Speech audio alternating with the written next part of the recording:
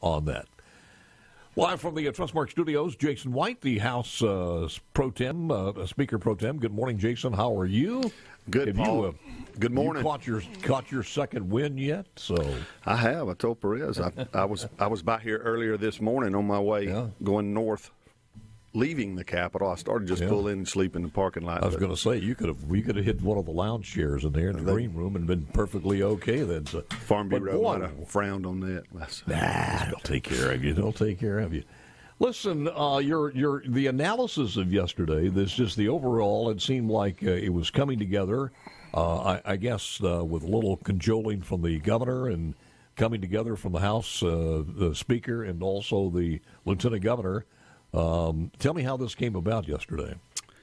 I think your analysis, as you just laid it out, is exactly right. Yeah. All the parts work together, much as you've talked about in general.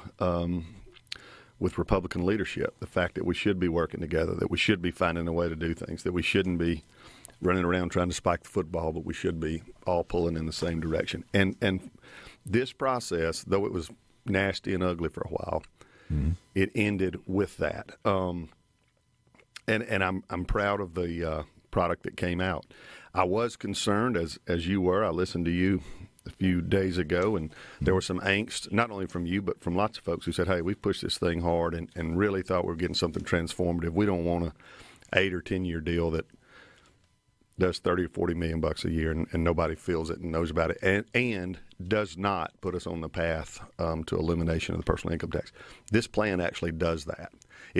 You could call it the first phase of really one of the first plans we ever put out, because it peels off almost a third of our personal income tax in 4 years. And really, the most responsible plans that we've seen are somewhere between 9 and 10 or 11 years. This is a doable plan here that puts us on track to do that. So it's a great first step, and it's real tax reform. All right, let me play devil's advocate here just for a moment, though, because this one kind of happened as a bridge between the two. And the tenets of this, all the numbers have not been vetted by the economists and everything else. But I'm guessing you people have a lot of confidence on the House and Senate side that it is so much a part of the ones that the House and Senate had, and certainly the bills that the House had, that the elements of this have been vetted to the point where fiscally, they're pretty sound. They're very sound. Okay.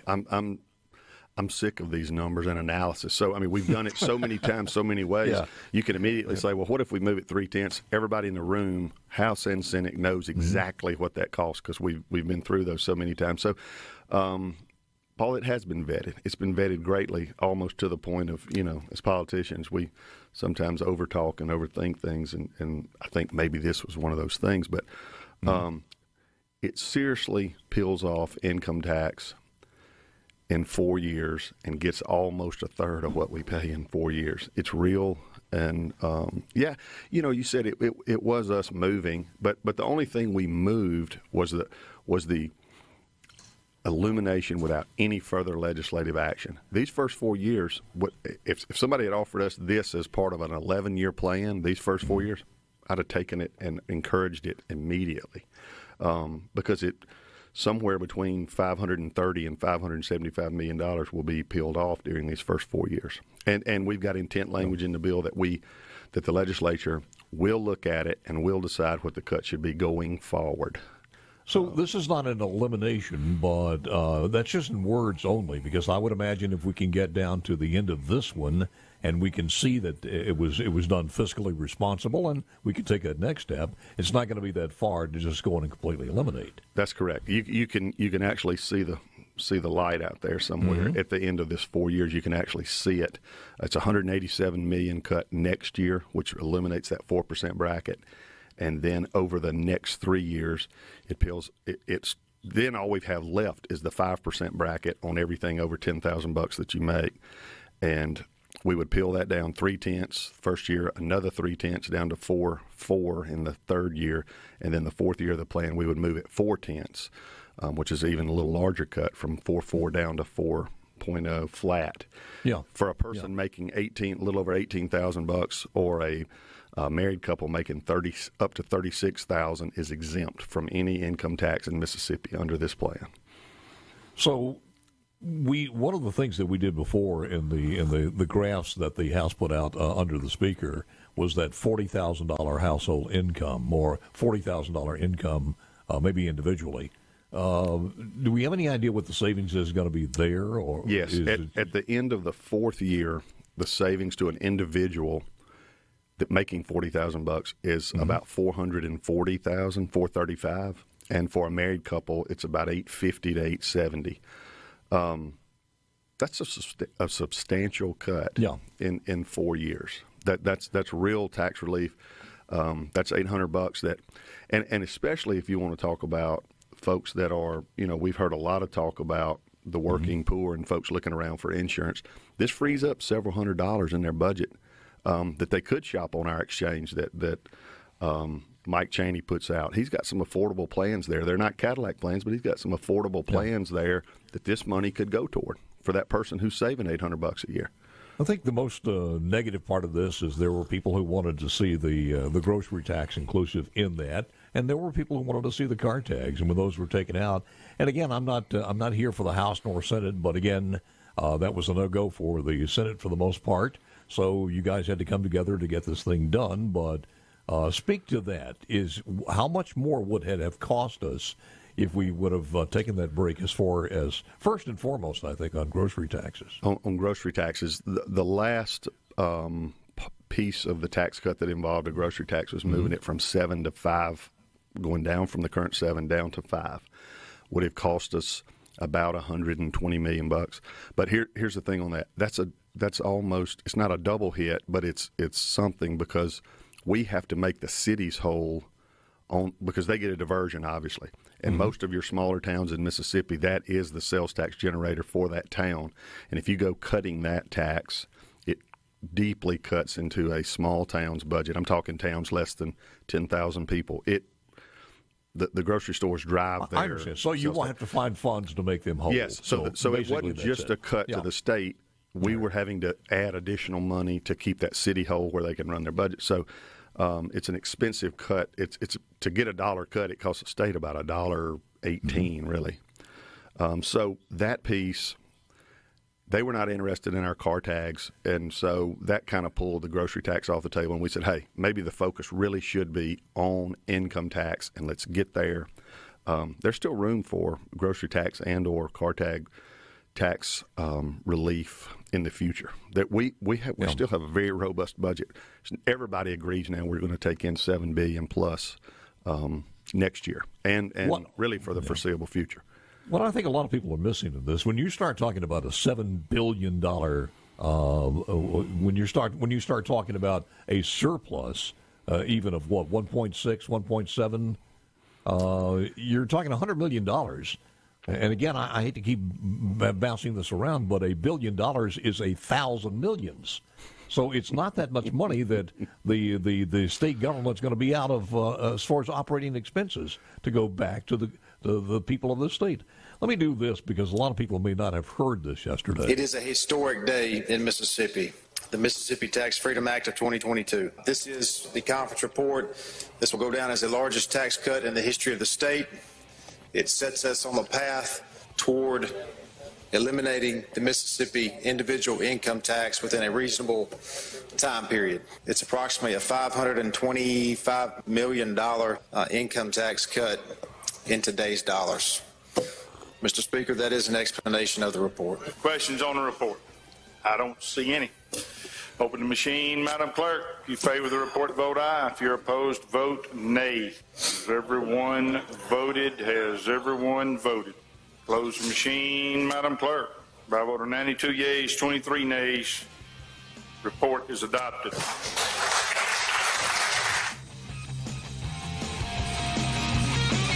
It's back with the Speaker of the House Pro Tem, Jason White. We were talking about, Jason, since we are dominated and controlled by Republicans now, thank God, after all these years, and I always say, if you go back and you look, we've had nothing but Democrat governors for literally decades and decades and decades, since really David Holmes, Governor Holmes, in 1817, and after that it was just a string all the way to Kirk Fordyce, believe it or not. But the remarkable strides, and I know there's some infighting, but people don't need to miss the bigger picture of the tremendous amount of progress we have made in the state since the Republicans have had a voice in state government. And it's something I think people, they get a little aggravated here and there. I know I do, but the tremendous amount of strides that have happened in the state, from the rainy day fund to the amount of industry in our state and in even education. Your thoughts? No doubt. I was just scribbling on a piece of paper out here after I got here a few minutes early this morning in your waiting room, and just looking this session. You mentioned education. We're this session 200. We had a budget from last year, and by not spending all that money and by being conservative over the last 10, 12 years, we were able to look at a budget and actually consider adding $250 million for teacher pay. Like, really, for the first time, nobody said it's not enough. Nobody said thanks, but no thanks. You remember we've done a $1,000 pay raise a few times, and some folks said, well, that's almost an insult, that sort of thing. But in this session, think about this. We're going to pass the largest tax cut in state history that's coming on the heels of what was the largest tax cut in state history just 5 years ago, under very similar leadership that you see now in your legislature and in the governor's mansion. We are going to pass a redistricting plan this week. We are right on the cusp of some reform with our ABC warehouse and that whole deal. We're going to pass and put into statute the ballot initiative process, an eminent domain bill. We've got a budget that is going to, where we could do a budget today that spent somewhere between $6.5 and $7 billion. We're only going to budget about 6.2, even though we've got another billion laying over there that we could budget. We're only going to budget about 6.2 billion. So going into this with everybody clamoring for more money for this and for that, you've got a legislature and an executive branch in the governor's mansion that is willing to hold the line, not spend like drunken sailors just because we've got the money. And next year we'll be able to consider more transformative change, whether that's considering to look at tax cuts, whether this car tag you bring up or the grocery tax. We can do that because of the ability to say no is a powerful thing. And once you got people in place who are willing to say no to out of control spending, you can actually look at some other things that really make a real difference, like a real teacher pay increase, like a real income tax cut. That is what people sent conservatives to Jackson to do. And I would just say, we're delivering on that promise that we all ran on, which was, let me ask you this: limited government, conservative. The billion you said set aside, this has nothing to do with the ARPA funds. Nothing to do with that. Totally separate. This is totally separate from that. Where are we? Was there anything that happened over the weekend, or will it be taken care of today, or what's the next move on these? I'm glad you asked. It's a 2-drink minimum because John Polk and I have, I've gotten to know him. He's gotten to know me. We know each other better now than we probably want to. We spent so much time together the last 2 days. Strictly work when it looked like we were going to be able to land the plane on income tax and get that done. We immediately shifted to the ARPA funds. We are close to a deal on spending about 1.4.5, not quite 1.5 billion of our 1.8 that we will spend this year. We will hold back about 350 to 400 million to just see what parts we didn't fund enough and what needs to be plussed up for next year. But we'll spend the majority of our money, of our ARPA money this year, with about half of that being devoted strictly to infrastructure, water and sewer projects for cities, counties, and rural water associations. What percentage? What percentage of the request do you have out there will this fulfill? In other words, the money that you're holding for next year. Well, we've got tons of requests, but not every request is a request. They just want the money. They're not necessarily wanting to match. And what our requirement was all of you got ARPA money that are asking for our ARPA money. If you're willing to put your ARPA money, if your project is so great that you will spend your ARPA money on it, we'll give you $1 for $1. And so that has made folks put their money where their mouth is. And so we think we're going to get close to getting to all of the ARPA requests when it's actually time to submit their application and say, here's my application, here's my check for my half, and we're willing to do the other half. But it's going to take that $750 million to do that. Now, in addition to that, I want to tell you a few things that we are looking at spending this money on. We're looking at spending a significant amount of money with mental health and child protective services to kind of maybe shore that up a little bit and get us in a position to, if not settle those lawsuits, we could see the light on them. I mean, you're talking a couple $100 million between the two. Real money that would finally get us on a path where we could get out of that. Some money to catch us up on this backlog of autopsies with the Department of Public Safety. Several $1 million to do that. We're way behind, and we should be doing a better job there. Sean Tyndall's got a handle on it. He's got a real number on what it would take to clean it up. We're going to be able to fix that.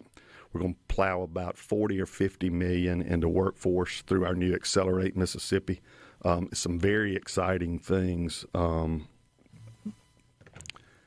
Very exciting things that we can do with this, and we're close to an agreement. We're very close to an agreement on that.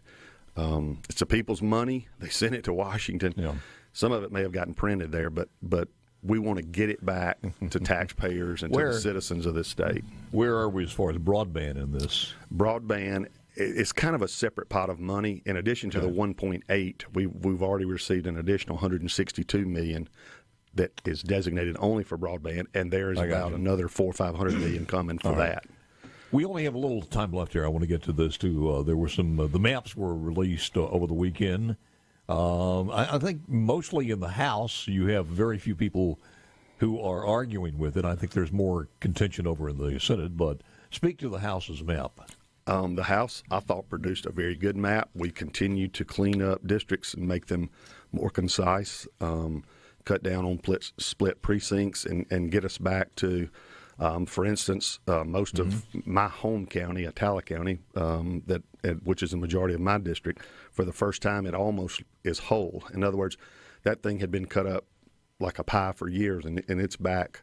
And I think that's an example of our maps as a whole. There is a new Republican district created in DeSoto County, as well as a new Republican district created in a Rankin-Madison County type area. So there are two new districts there. It was a huge shift in some districts simply because of the population loss in the Delta. But even those folks, I think, are happy with the map that the House was able to produce, and I think you'll see it pass. I think one of the guys been around for a long time. He's kind of been district out. Would it be Reynolds?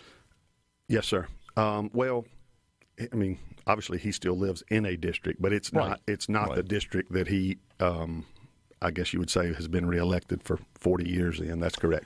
Tommy's been around. Tommy has given us one of our great sound bites of all time back in the beef days, the beef debacle. You have a lot of shrinkage.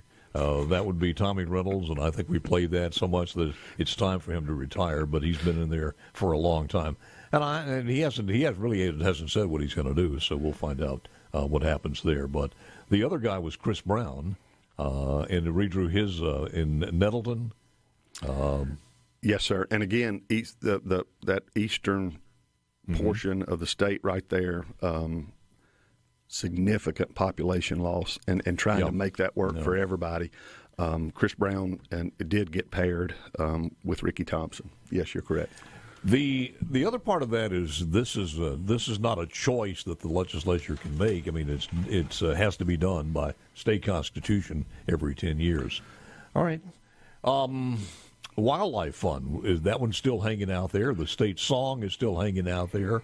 There are a couple of other things, but you want to speak to either one of those? They're very close on wildlife. When I left the Capitol last night at almost 1 o'clock this morning, those guys had worked on that hard last night. They're very close. Now we're down to just whether it's going to be an appropriation or diversion. We're still fighting for a dedicated revenue stream in the form of diversion where folks don't have to show up with their hand out at the Capitol to make this work. Jason, today's Monday. How many more days are we talking about here? What's the schedule? We had hoped to be out of there by tomorrow. but it's probably going to be Wednesday or Thursday. About Wednesday or Thursday, yes, more sir. realistically. Yes, sir. We may actually pass a suspension resolution to add a day. We won't be there for that day, but just on paper. I got you. I got you. We've got to get these revenue bills out. Good info, sir. Appreciate it very much, as always. Thank you, Paul. It's a good day. You got it. Look, hey, Thank you. lots of fighting, but it's been a good day for Mississippi. You got it. Jason White, Speaker Pro Tem, Mississippi House.